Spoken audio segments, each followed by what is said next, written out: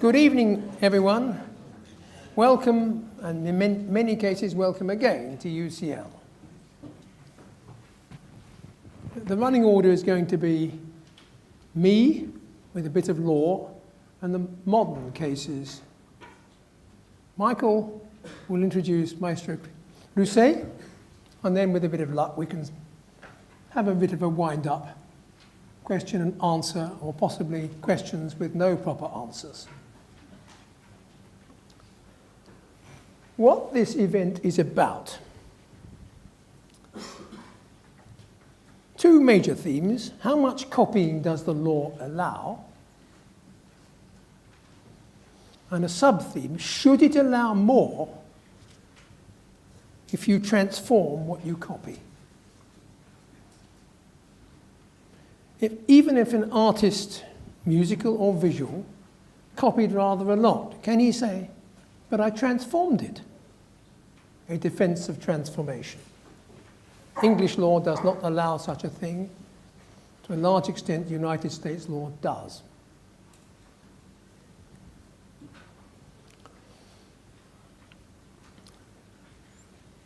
Through Mozart, we know that he was a great copyist.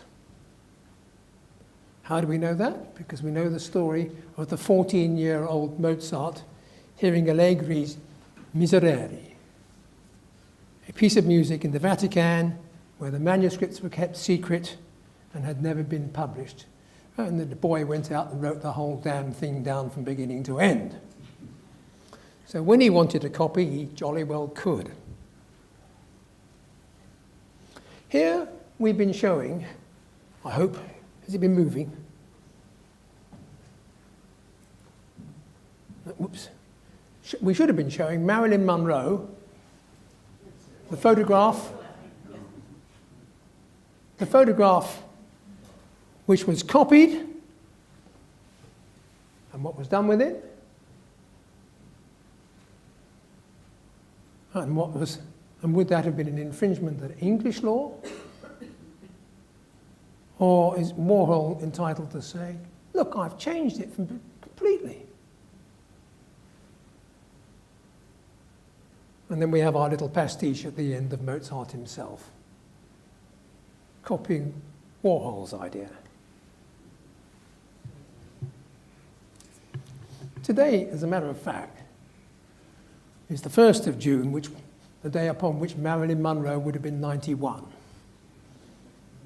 And that's why I picked this image. If you want to see visual equivalents of this, the American Dream exhibition at the British Museum will show you masses of transformative works. Works which might be very difficult to defend under English law. Some of them got allegations of copyright in America. But they use photographs, collages, altered photographs, comic book pictures, Liechtenstein. All of them were copying to some degree.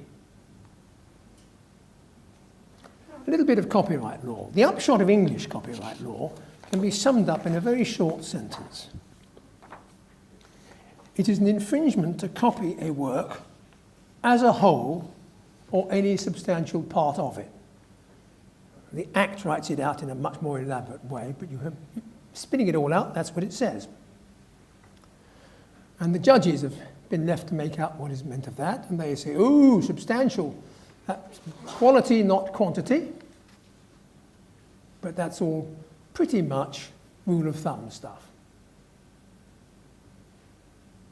One thing is clear: if they did not copy, there is no copyright infringement. However identical two things are, if the second man didn't copy the first lady, he's okay. And another line, which the law tries to draw, is the difference between a mere idea and the expression of an idea. These are to be found in the United States equally. And that's a woolly line too. Judge Learned Hand once said, "Nobody has ever been able to fix that boundary, and nobody ever can." United States law, and United States law matters in the modern world because it's no good if you don't infringe in Europe, if you do infringe in the United States. Their act says it's an infringement to reproduce the copyrighted work in copies or phonograph records. And copies are material objects in which a work is fixed by any method now known or later developed from which the work can be perceived, reproduced, or otherwise communicated. Perceived. And the judges have turned that into something like the substantial part test of English law. English copyright law of musical works really starts with the seminal case of Francis Day and Hunter and Bron. And I always sometimes name these musical cases by the name of the piece of music versus the alleged copy. So Francis Day can be called In a Little Spanish Town versus Why. In a Little Spanish Town was composed in 1926 with music by somebody called Mabel Wayne. And it remained popular over the years, and Bing Crosby sang it in 1955. In 1960, proceedings were commenced against Bron, the publisher and copyright owner of Why, with the music composed by a man called Peter De Angelis. The trial judge held no infringement. He accepted the evidence of De Angelis that he had not copied deliberately, consciously. And the judge held there was insufficient evidence that De Angelis must have heard the song to justify conclusion there was subconscious copying. And the Court of Appeal, perhaps not surprisingly, upheld that. Courts of Appeal don't mess around with the details of fact very much. Right, listen to them.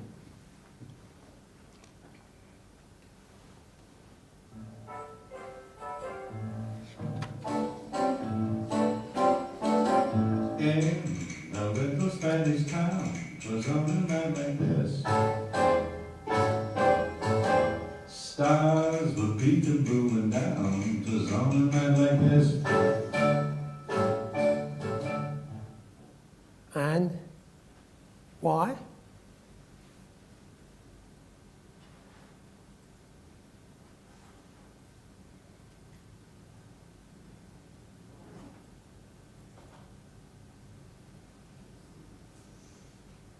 Didn't like that.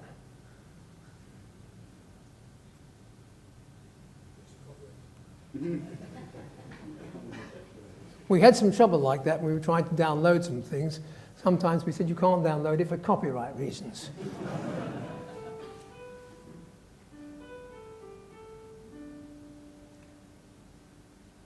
This is actually the sort of piano version.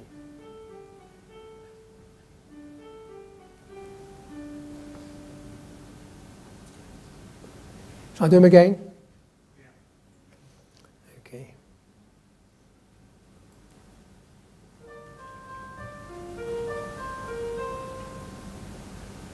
This is a little Spanish town.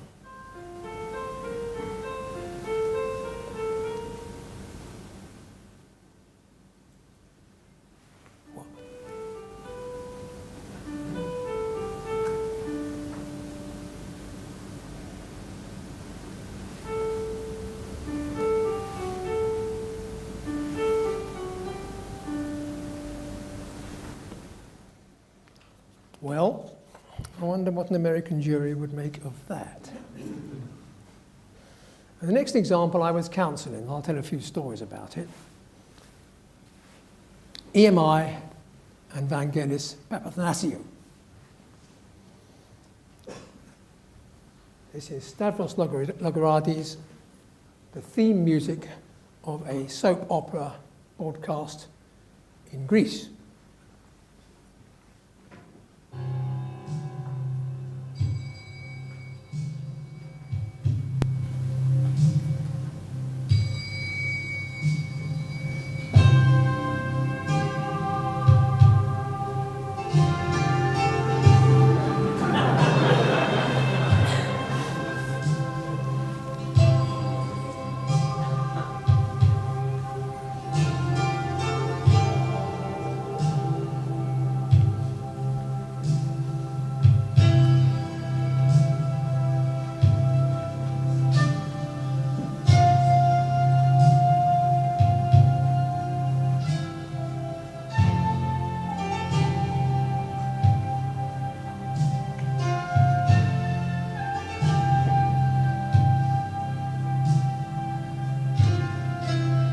That's enough of that. A gloomy sort of rendition, but nonetheless a certain similarity to Chariots. And winds on our heels.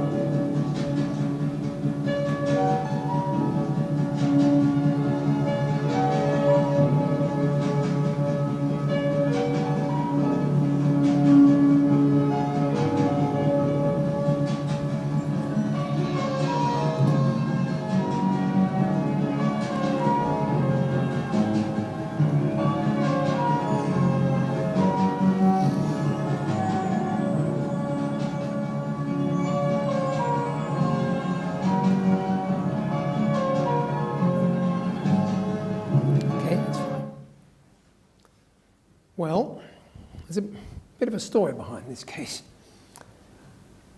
Chariots was a huge success, and Vangelis got the Oscar for the music. And of course people wanted to use it in advertising. So somebody wanted to use it for a Clark's running shoe advertisement, which is not surprising. Vangelis' agent said no, because he'd already let it go for a Ford advertisement. The advertising agency went to EMI and said, could you get something a bit like it? And they got something which was very like it indeed, and it was broadcast about once and then got injuncted. And EMI had provided that and felt very sore. And they had heard rumours that there was a man in Athens claiming that he had written something and Vangelis had copied him. And they made contact with him and they made arrangements to buy the copyright so they could sue Vangelis and, for what it's worth, Warner, the record company. Quite extraordinary thing for a big company to do, but that's what they did. The thing went to trial. There were some very amusing moments in the trial. Just before we went into court, the judge's clerk came out and said the judge had had 5 letters from other people saying, no, Vangelis hadn't copied Stavros Logoradis, he'd copied them.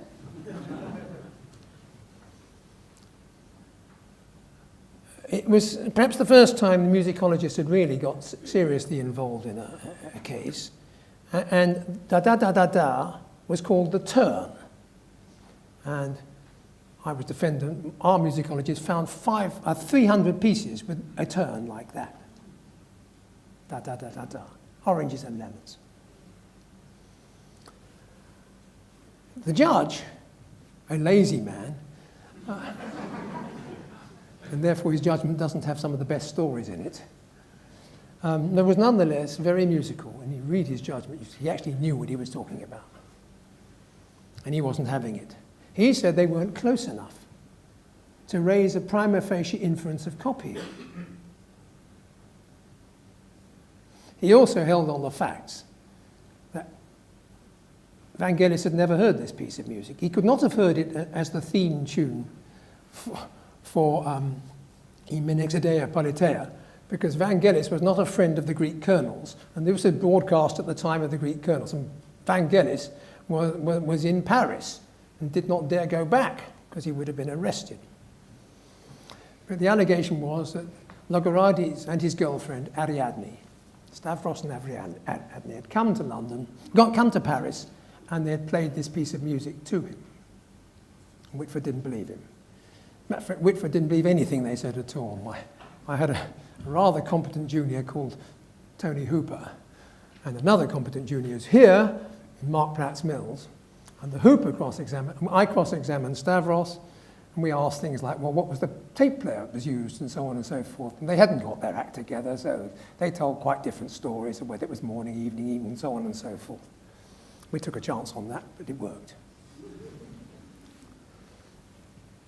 So it hadn't been copied, and to boot, although the pleadings had been amended about 6 times, it was held that EMI had in fact failed to buy the copyright.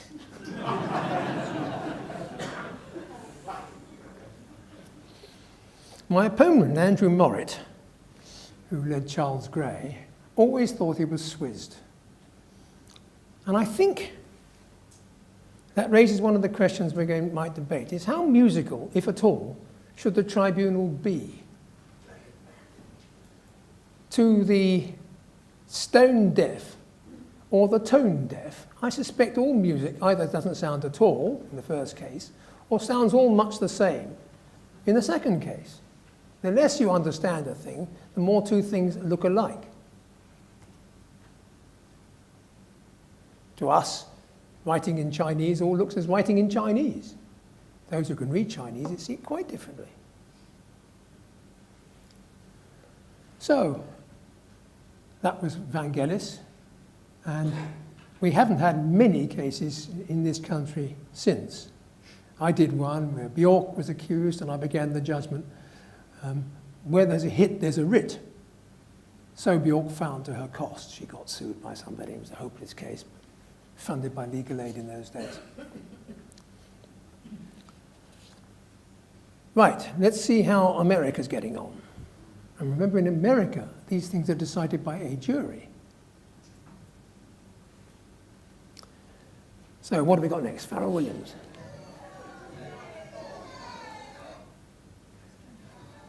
Got to Give It Up versus Blurred Lines.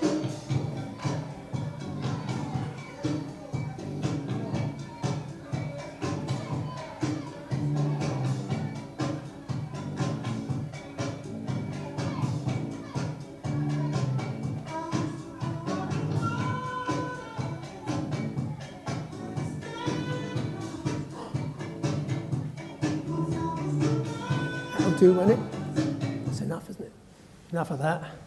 Can't think. And here we come to Blurred Lines, which was released in 2013 and number 1.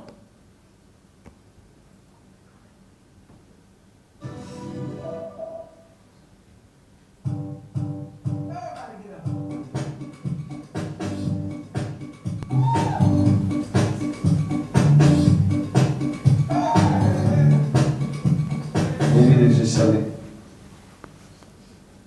Okay.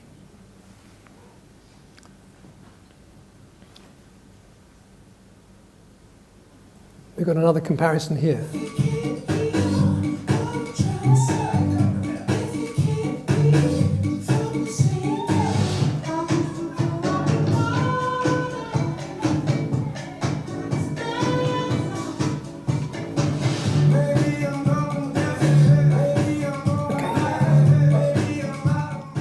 What somebody's done there is take a bit of one and bit of the other and stick them together. Possibly for an American jury, I don't know.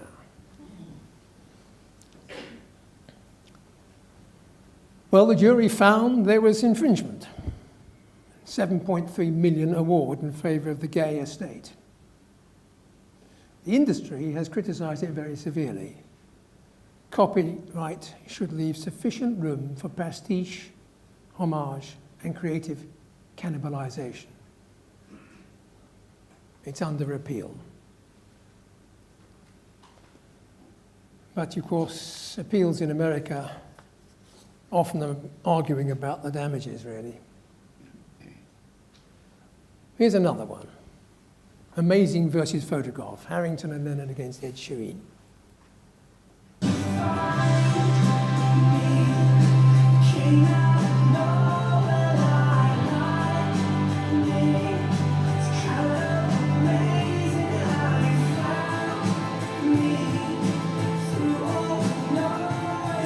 Okay. And here's Photograph.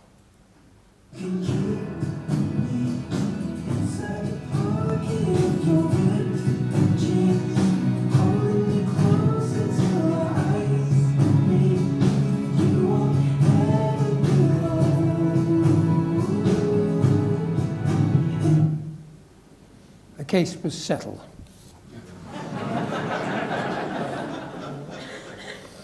And one last one, which is from the BBC, is a clip. Taurus against Stairway to Heaven.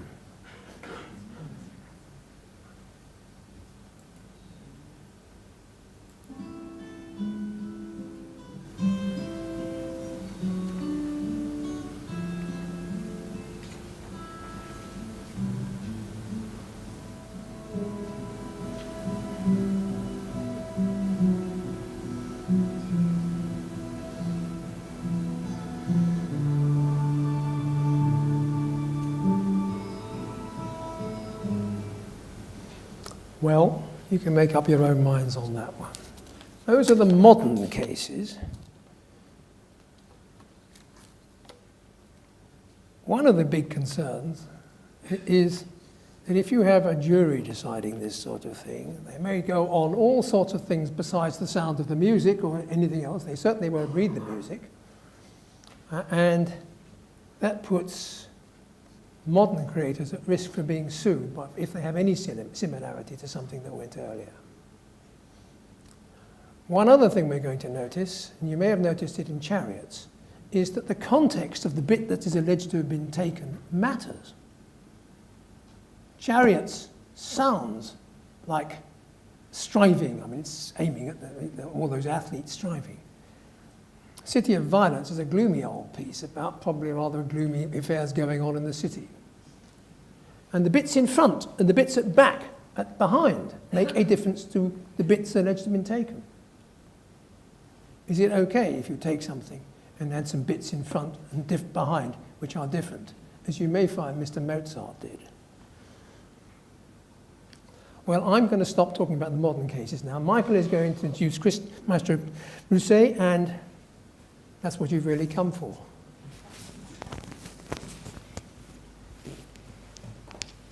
Okay, good evening.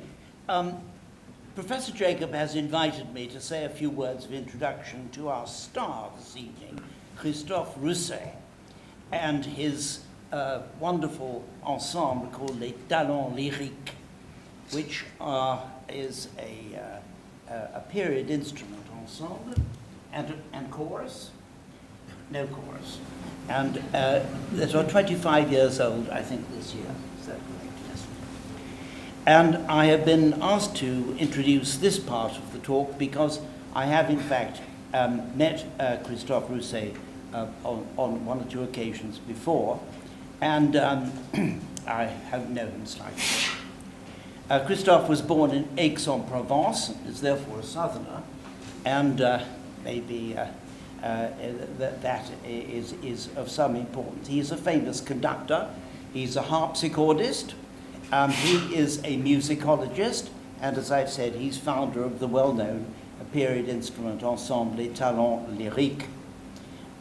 They are going to be in the Royal Opera House in about 2 weeks' time, something like that, and they will be performing Mozart's Mithridate, which is, I think I'm right in saying, one of Mozart's rarer operas. Now, how did all this come about? It came about through Maestro Rousset and a person who's sitting at the front here called Nicky Thomas. Now, Nicky Thomas is a manager for the publicity and PR for a number of famous musicians, including Christoph. And no doubt, at some time or other, they discussed Mithridate, and they no doubt discussed how it was composed. Incidentally, I'm told it was composed by Mozart before he was actually 15 for the Ducal Theatre, I think, in Milan. Must be about 1780, something like that. Anyway, as a result, Nicky Thomas spoke to me about it. I know her, I jolly well should, she's my daughter-in-law.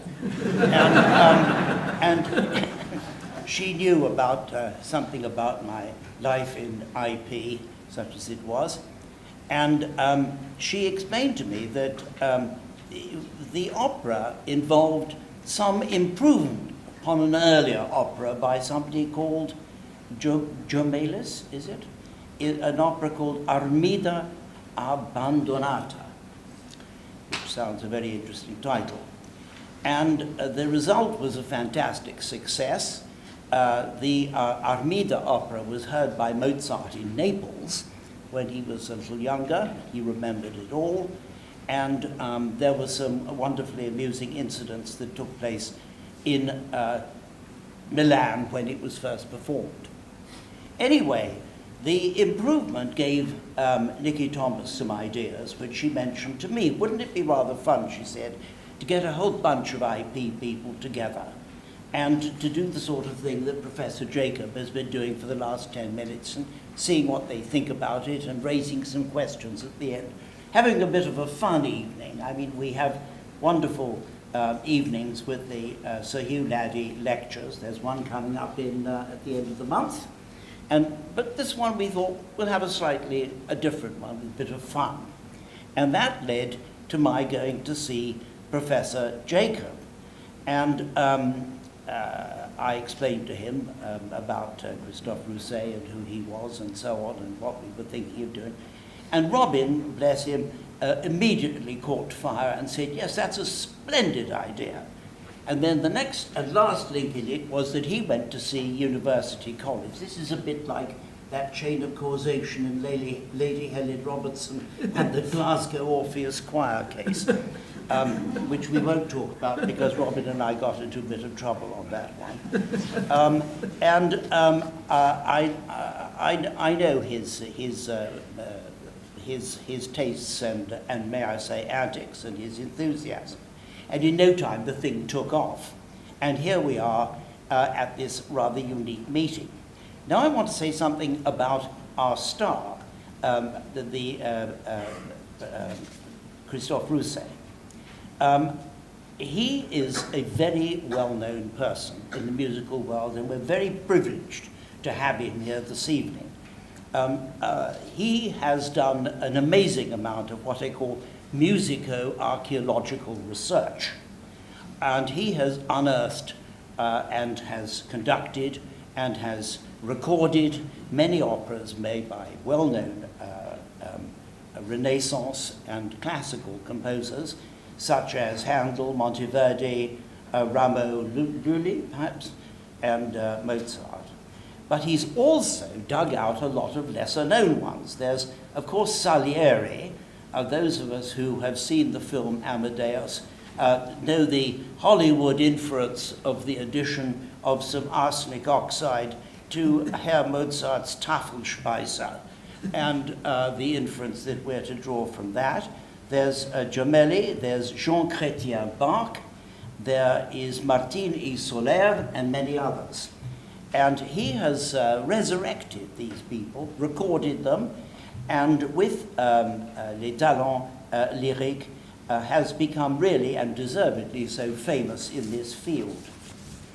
Now, I first heard Christoph at the so-called Double H Centre in central London, H&H being Handel, of course, and Hendrix. And he gave a little talk on Handel. I thought, gosh, this is terrific. Then I got an invitation to attend one of Rameau's operas in the opera house in Bordeaux called Les Indes Galantes. And I attended that with great pleasure. It was a very hot evening, and perhaps it is a mark of my advancing age that it took me 2.5 minutes to realize that it was being enacted in the nude.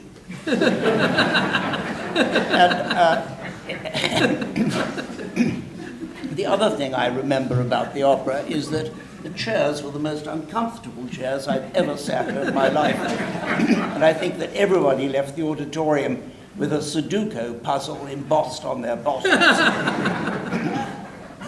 Anyway, that was a great evening. It was a wonderful performance. Most exciting music. Then I went to another one in Brussels at the Théâtre de la Monnaie, I think it was Alcina, was it? And I went to that, and anyway, so this is how I know about Christophe Rousset. I think he's one of the greatest of his kind in Europe, if not in the world, and we're very lucky to have him this evening. Now, there'll be time for questions, of course, and, but I must warn you of one thing. First of all, though I only tried one case of this kind in my time as a judge, and it's settled, I can hardly read music. I come from a highly musical family with hymn writers, composers, a pop group, 3 internationally famous singers, and lately the unsuccessful composer of the Bulgarian entry, the Eurovision Song Contest. But don't ask me any technical questions. Now, Professor Jacob, on the other hand, is in a slightly different category, because in an unguarded moment he confessed to me that he possessed a grade 4 certificate. No, failed grade 3. Oh, failed, well anyway, failed grade 3 in piano or Piano. glockenspiel? No? Anyway, something like that. So he'll also be able to answer questions a little more intelligently and purposefully, particularly also as he was the counsel in the Vangelis case, as we know. So without further ado, I will present Christophe Rousset to you, and how lucky we are to have him this evening. Thank you, Christophe.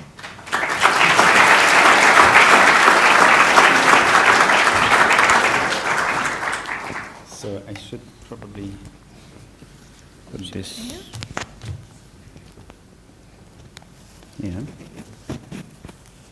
Or maybe we can put it on here.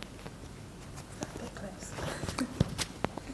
So is it working? Yes. So good evening. So I wanted to start with the story of Mithridate. So I've heard Mithridate quite early in my age, and I was right away taken by this incredible music written by a very young Mozart. He was 14, as we said before, and that was one of his first travel in Europe. He was dreaming to compose for Italy.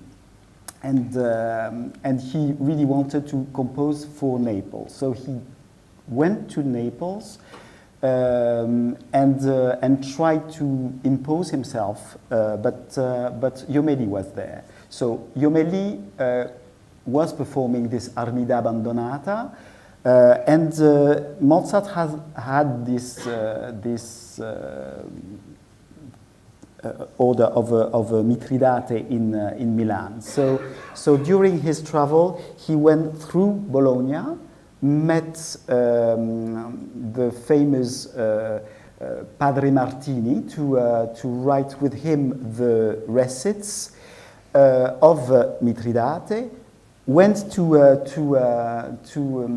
Naples, met Jommelli, heard his Armida Abbandonata, wrote about it that it was old-fashioned music, it was not that interesting, and went back through Bologna, had a few lessons again with Padre Martini, finished all the recits, and went to Milan to finish the opera. You have to know that at that moment, writing an opera, especially for big stars in Italy, was not easy, because the singers would prefer to sing the arias that were successful for them, and they would introduce an aria from other operas in a Mozart opera. That was not a problem for them. So Mozart really was aware of it, and he wanted really to be accepted as a composer, a very serious one, and so he fighted with the stars in Milan and imposed his compositions. So he sometimes had to rewrite completely arias. Especially for the prima donna, the first soprano, and we have different versions of these arias. But at the end, they're all accepted at the end to sing the arias that Mozart composed. the one which really was interesting for me is this aria of Aspasia. So that's the first the leading role, the prima donna. Aspasia sings very difficult arias, and so in this despaired aria of the second act, she has a very precise scale up and down. So maybe we can, maybe in the Mozart's version.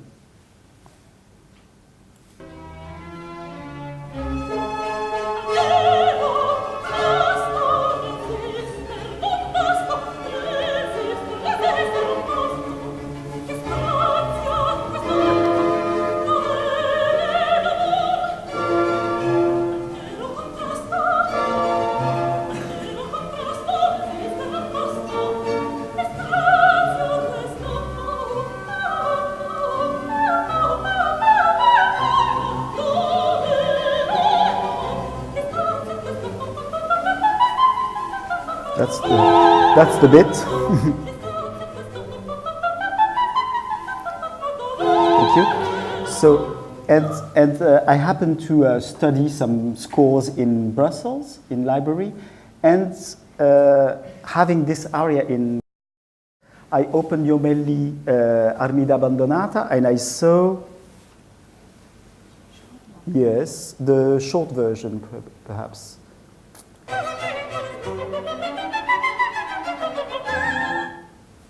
So I thought, oh, interesting, and I then read the letters of Mozart and saw that Mozart actually attempted a production of Jomelli Armida Abbandonata. So it was just before he heard that.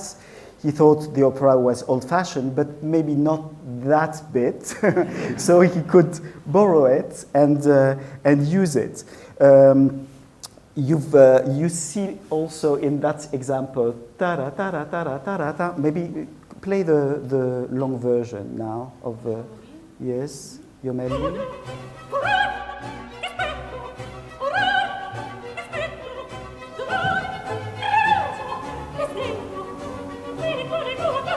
So the tia-ta-ta.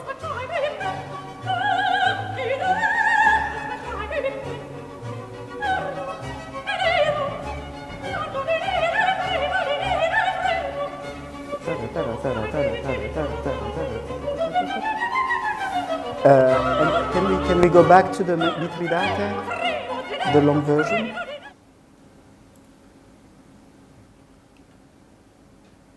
This one, yes.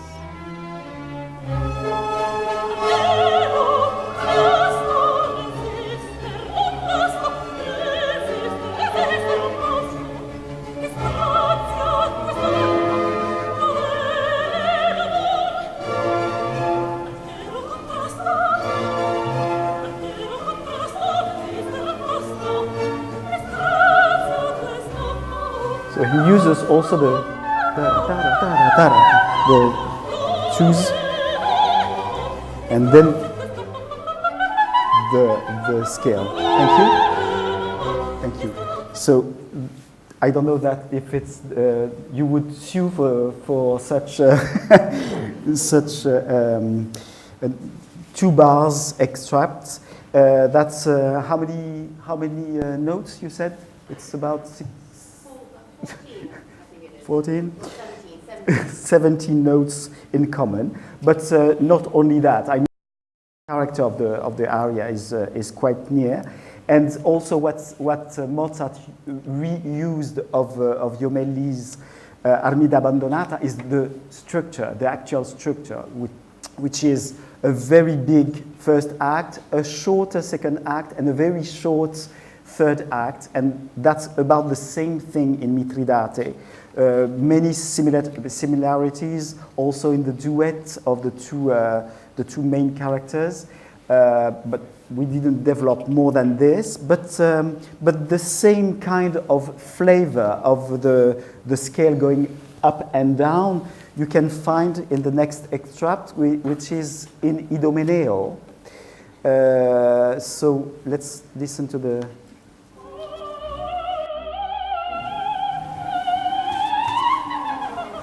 So that's enough already. Yeah. So the same kind of going up and down with the staccato. He would remember that also for the Idomeneo a few years later.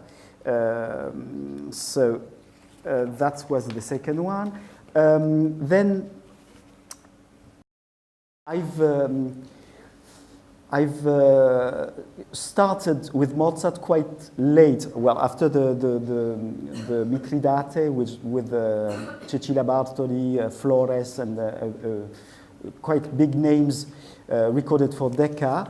I stopped with Mozart quite a long time and did conduct Così, Le Nozze, and Magic Flute quite recently, actually. But I had the opportunity to go to less known composers, Salieri, Martini Soler, and so on, and Cimarosa and so many others.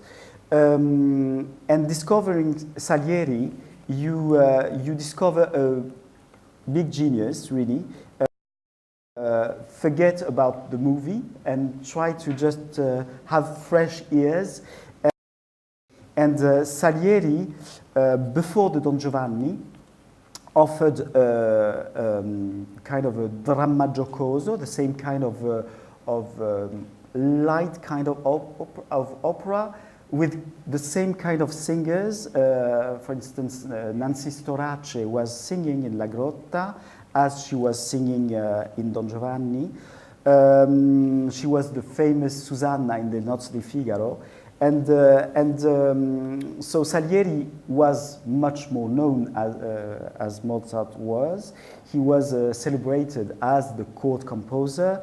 And he invented in La Grotta di Trofonio to introduce some psychedelic effects. So it was a very kind of somber overture and also aria for the mago, the magician. Mozart was probably very impressed by those effects of psychedelic music in a comic opera. And when he composed Don Giovanni, he took a few elements of that atmosphere in his music. So maybe we should listen to this aria. Yes, in the. That's Salieri.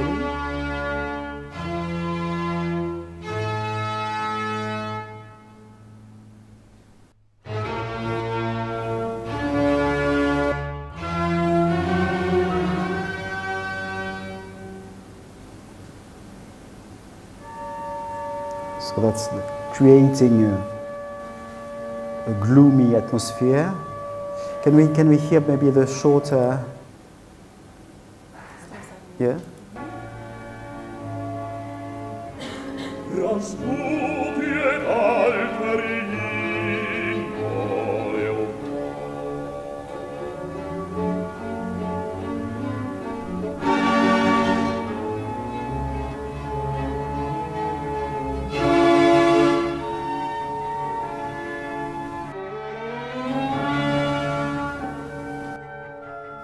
That's atmosphere, and this is obviously a bass singing, and you have the syncopations, you have the ba, ba, ba, ba, and straight tones like that repeated. You see, maybe that was not very obvious in track this repeat notes.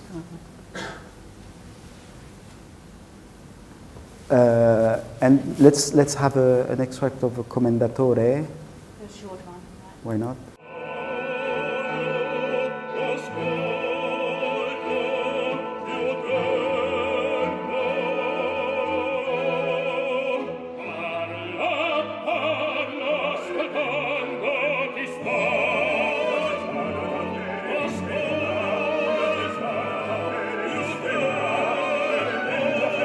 well, it's difficult to find the right places, but probably if you know Don Giovanni, you can really recognize in Grotta what Mozart was interested in for the atmosphere, the key, and the gloomy atmosphere and the syncopation to give this idea of unsteadiness and frightened atmosphere.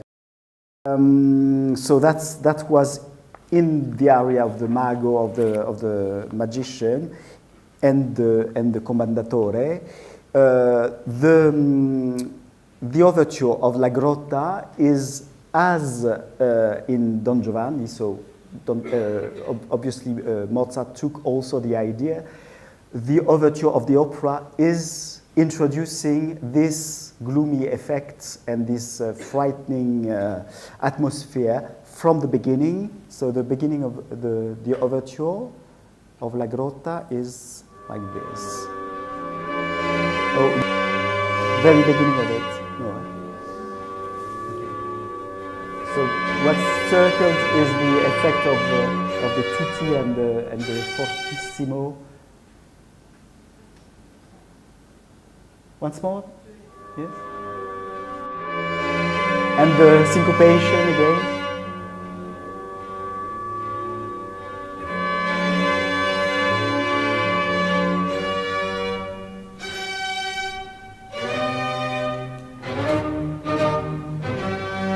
This is a tribute to French music, the dotted.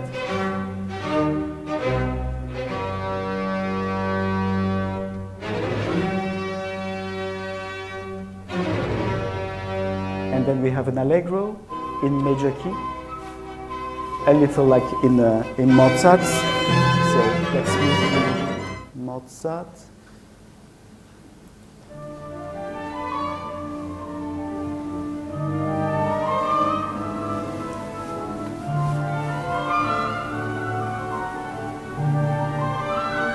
We have the same effect of fortissimo.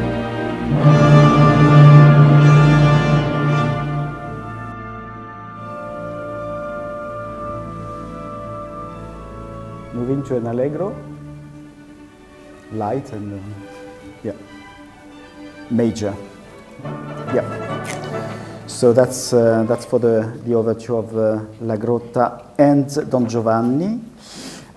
In the same Don Giovanni, there is the famous scene just before the commendatore enters, where we have Leporello preparing the convento, the dinner, and in this dinner we have a serenata played by the woodwinds, and it's a kind of a musical quiz where Leporello is presenting the instruments playing, and Don recognizes the music, so it's Cosa rara o E via I due litiganti, and those are actually quotations of operas very famous in Vienna at that moment. He just took the liberty of having these two extracts of other one's operas and orchestrated this music the way he wanted, and would put the line of singing on the music of another composer. So let's listen to the Sarti extract.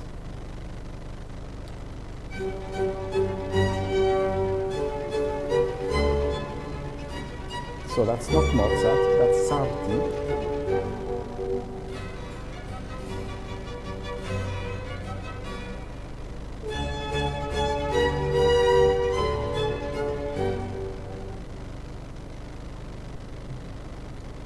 And so we can listen.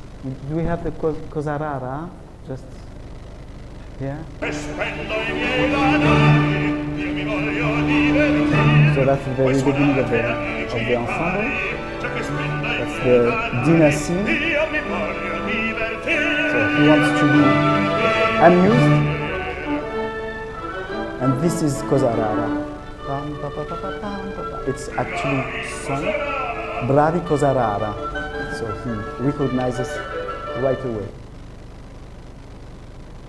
Yeah, and the due litiganti. So you see, he uses just woodwind instruments. E viva I litiganti. So he recognizes it. The same music. Can we listen to it? The first one. So, no doubt, it's I due litiganti. But it's true that without knowing those two extracts of Cosa Rara and Sarti, very often when people would translate the libretto of Don Giovanni, they would put, oh, what a strange thing, Cosa Rara, instead of recognizing an opera called Cosa Rara. So, you know, then we can move to Salieri La Cifra. So that's a very nice aria. La Cifra was written on the Da Ponte libretto as well. The very nice thing, which we always think Mozart discovered, but of course it's Salieri who made the invention, just using the harmony, that's to say the woodwind instruments alone without strings, and creating a very intimate atmosphere. And here, when you hear the beginning of this aria sung by Bartoli here, you really right away recognize something from Così fan tutte, if you know well the opera.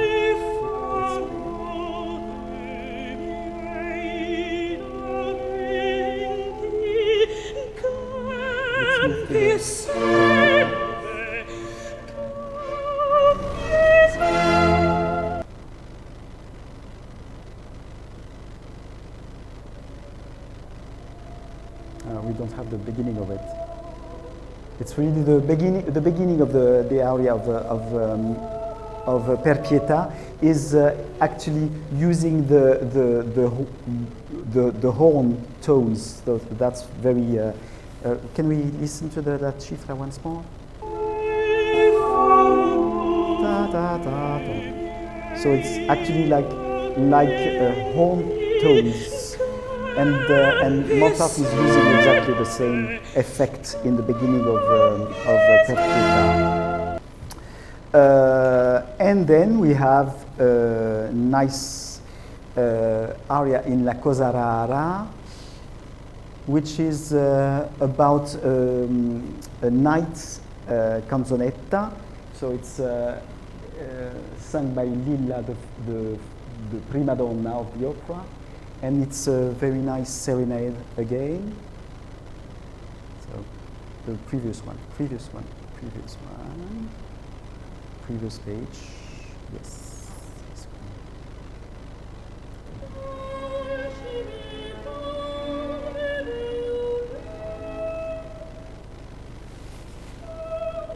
So we are in 6/8, the signature here.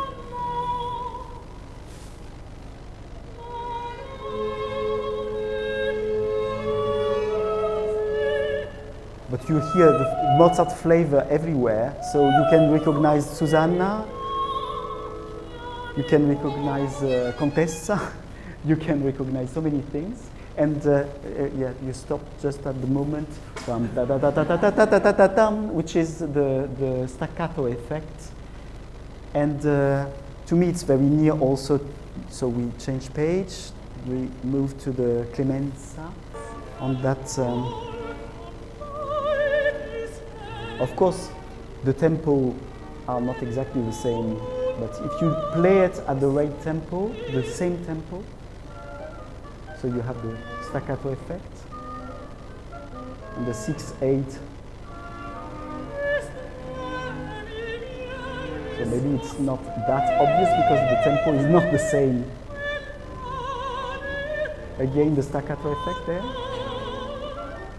in the woodwinds. So so that's, of course, you can discuss about how much it would be under copyright problems today.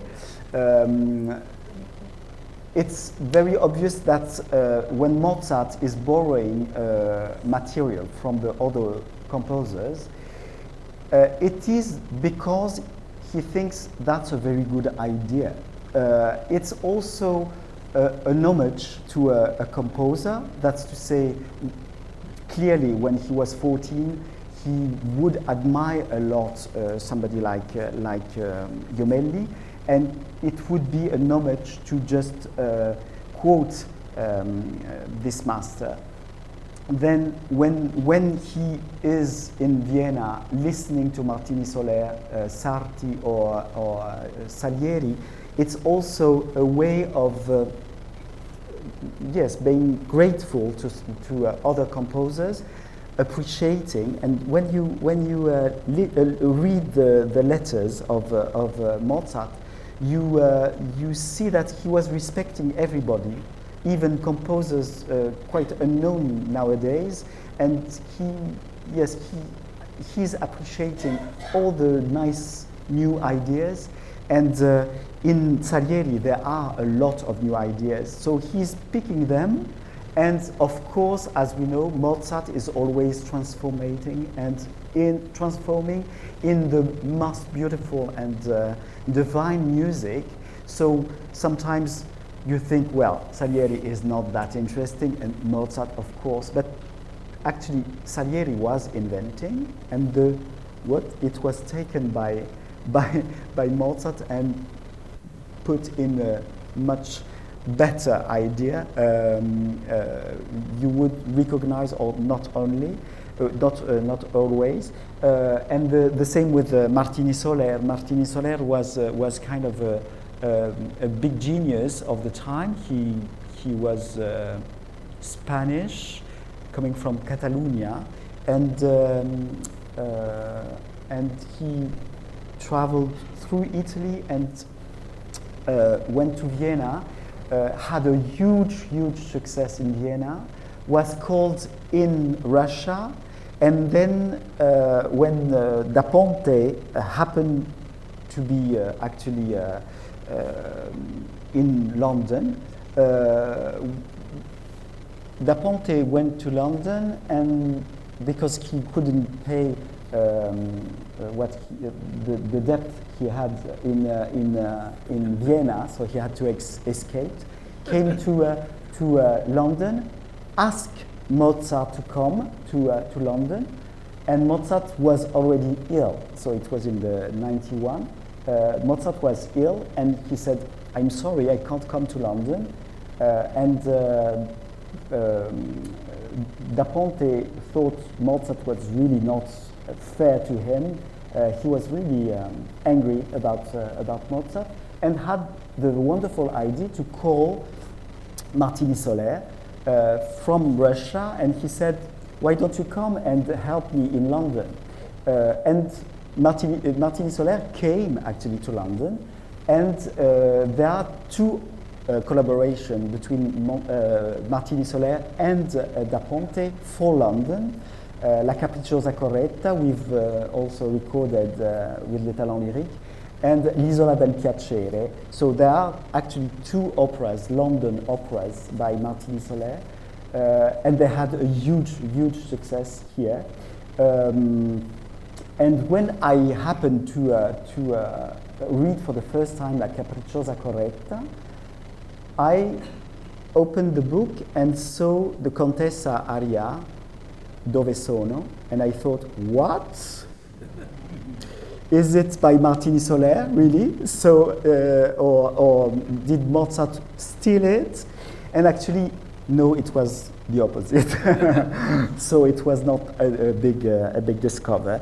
So he would introduce actually an aria by Mozart in his Capricciosa Corretta, and that was absolutely all right at that moment. So, and that was again when I first talked about Mitridate, the singers would sometimes bring an aria, aria di baule, it was called, so that was in their suitcases, and they would take it because it was really good for their voice, and so that there would be in the big best capacities of their vocality, singing those arias. So they would refuse an aria by Mozart and introduce an aria by somebody else. So, so that was in use, and that was not suable at that moment. But maybe we can discuss about how much you would sue for that now.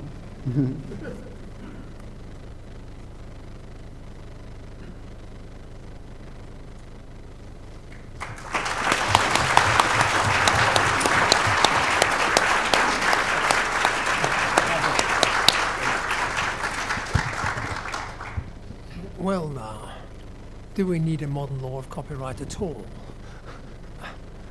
And it is an interesting question why there wasn't more copying in Mozart's time. Everything was free.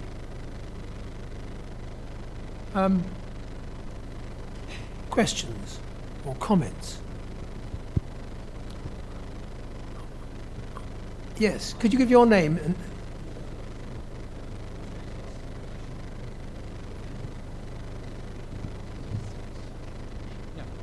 I'll repeat that. What, if any, copyright laws did we have at this time? none in music. When we just started inventing copyright at the beginning of the century. And was that the same in Europe as well? Yes, they were later in inventing it. They copied it.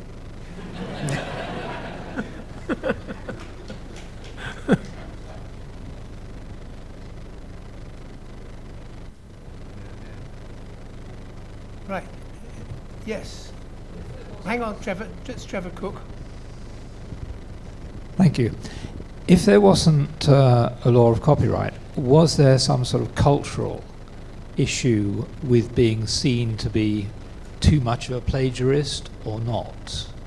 Was there some sort of self-policing amongst composers?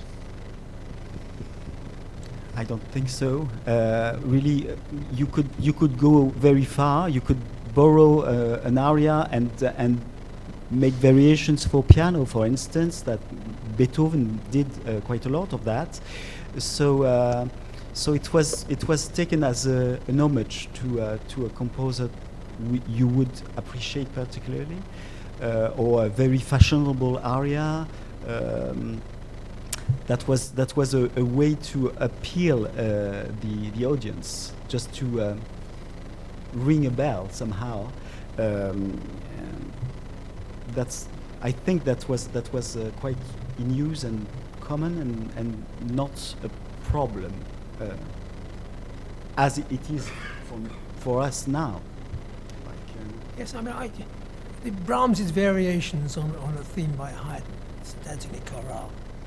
I mean, these days, Haydn's executors have been after Brahms and his record company in a big way.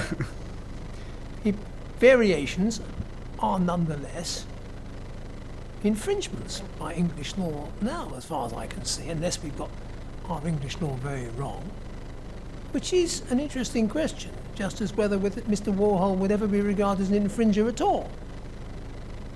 Not need a defence. He's done something so different.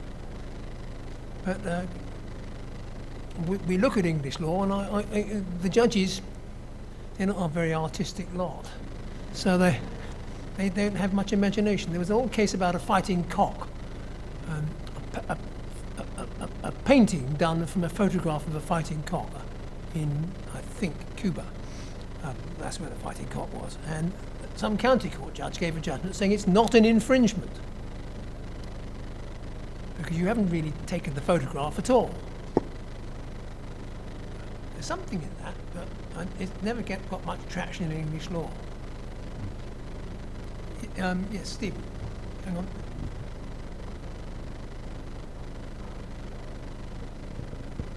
Just a comment really about another aspect. Stephen Jones. Another aspect of this is when an opera became popular, there would be pirate performances of it. I mean, I remember reading that when Robert the Devil or Robert le Diable, the Meyerbeer opera, was apparently the most popular thing in its time, and there were something like a dozen separate performances going on in London simultaneously. I don't know how many of them were actually paying any money to the composer. And Gilbert and Sullivan had an awful lot of trouble with that because they couldn't enforce copyright in their operas in the United States, for example. So they would try and arrange in those days you had to have simultaneous performance of operas. So they did what Radio 3 does with the Metropolitan Opera now. They would simultaneously have a performance at matinee time in New York and a simultaneous performance at evening time in London, if it's that way round. So those are other aspects of copyright that I think have evolved, and certainly by the time you get to Sullivan and Gilbert's time, there was some copyright law, but it was still extremely difficult for the composers or indeed the librettists to enforce. Yeah.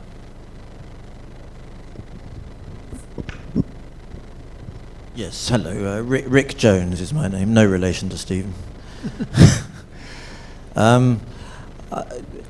Of course, what you didn't touch on during that was how publication affects copyright, and composers were well aware that publishing was something of a liability, especially in opera. So Vivaldi would refused to publish operas, because then he would have to travel with the manuscript scores to various cities in order for it to be performed. Publishing without copyright meant that it could be performed anywhere, and he would have no, for instance, Vivaldi would have no rights to it going on. And that was the sort of central part of the problem. Publication was the problem. You mentioned just now that Beethoven would create a piano piece out of an aria, and with piano music, you had a ready market of amateur players who would buy the scores, and you could then, within your own town, for instance, or city, you would be on hand to collect the royalties from publication of piano music by lots of people who were buying. But opera, where it was just performed in one town or city and then in another city far away in another country, for instance, it was very difficult to keep tabs on all of that. So that's my comment. Yes.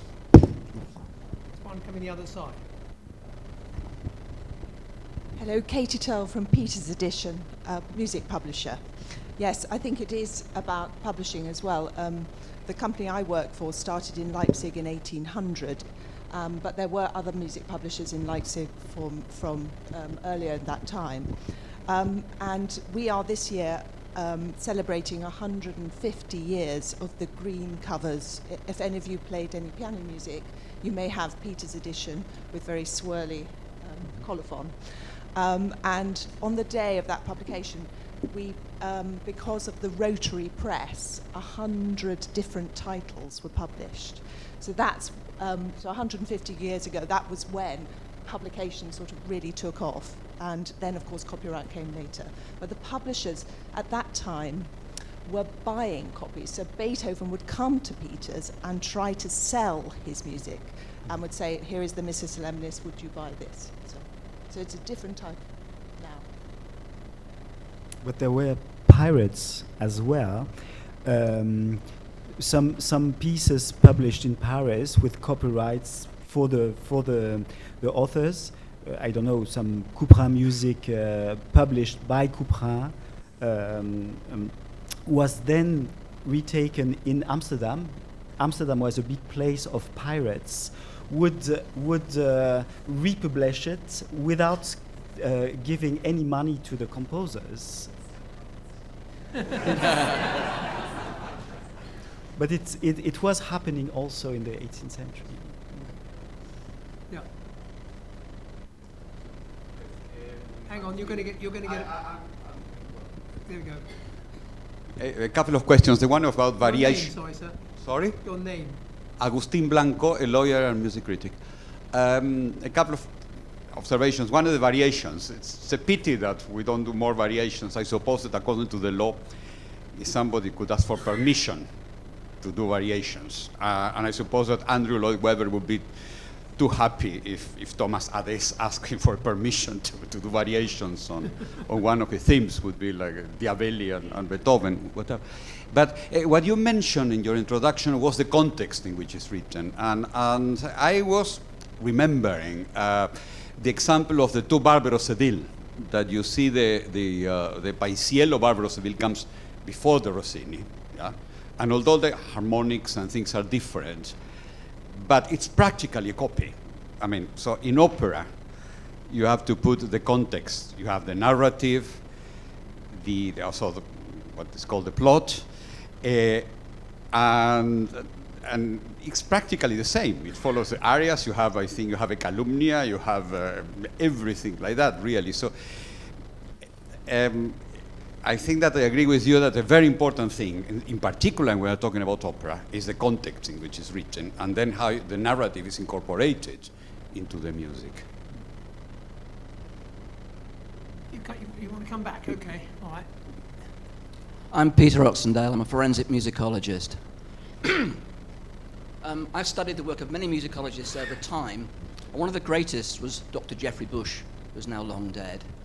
And if I can paraphrase him, he famously said, I'm aware of a lot of composers that pay homage to other composers. But in my experiences, most composers want their homages paying in cash. Back to the matter of Mozart being on trial today. All I can say is that if Mr. Gemelli and Mr. Mozart were alive today, I would strongly suspect Mr. Gemelli to sue Mr. Mozart. I was involved in the blurred line case in America. In that case, there were no two consecutive notes in common. Here, the one we've seen today, we have 17 quaver notes performed at the same register, performed staccato, the same timbre, the third bar of a phrase. We have other elements as well. The copying and the causal connection is obvious, and so we have 17 notes in common. A jury in California will say, Mozart, you're going down.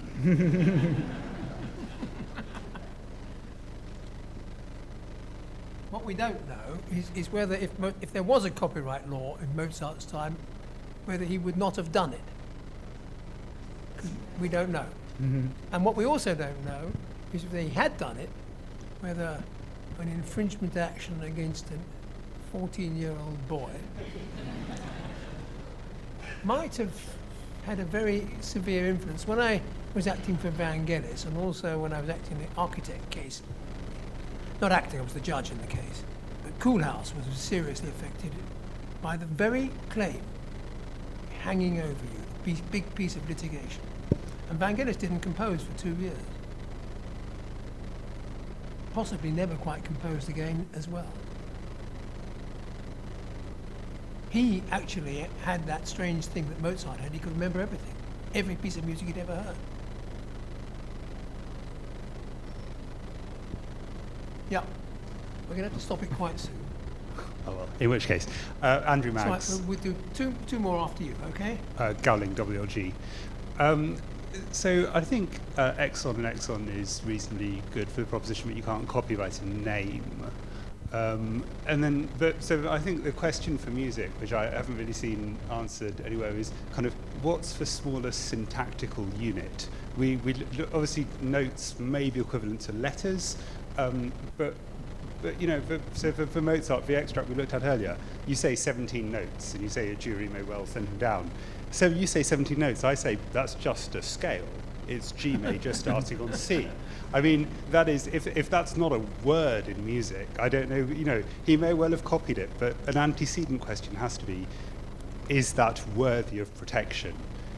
And it's really difficult for me in music, but I don't know if anyone on the panel has No, any but I can thoughts. tell you that the first time I've heard the Aspasia aria that's in Mithridate, you really notice this effect of scale going up and down because it repeats 3 times in the aria. So it's really, you know,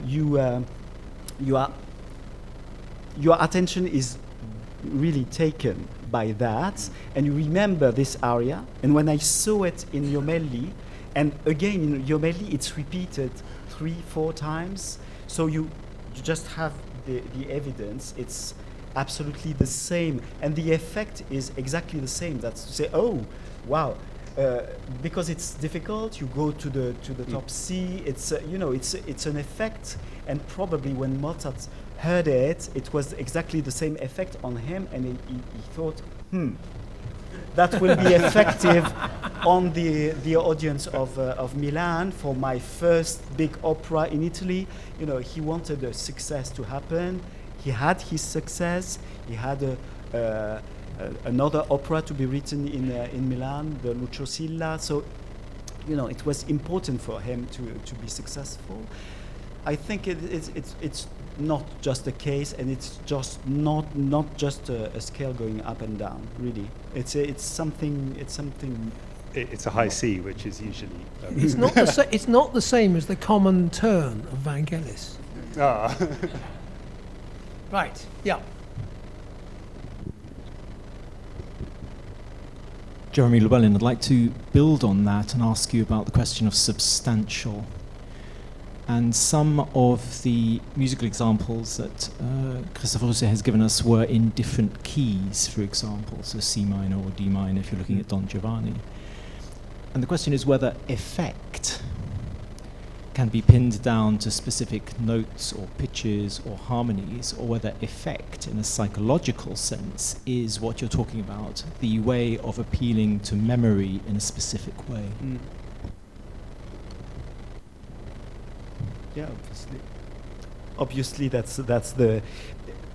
Of course, it's difficult to make evidences of these similarities.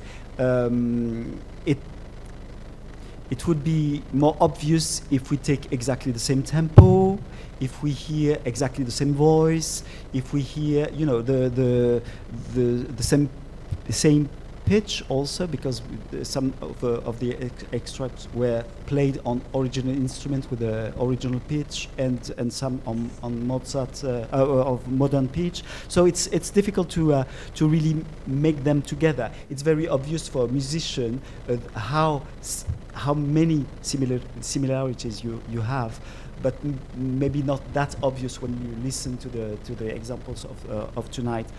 But it's surely about atmospheres or about effects you want to get through instruments, through musical design, or you know, it's just probably he liked in La Grotta. Mozart liked especially the gloomy and the frightening effects of the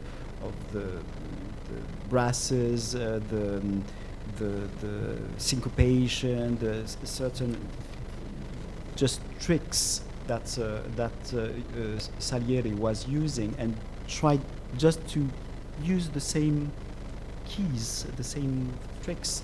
Of course, doing his own music, obviously, but so such similarities are not just cases. It's just in the air, and it's in the same town. It's it's sometimes something he would use just because he liked it. It's very clear to me. I reckon we're going to draw stumps. It is music is very difficult to fit with copyright because it is so subjective. I mean, da da da da. Can you really say that anybody who put that into anything is an infringer?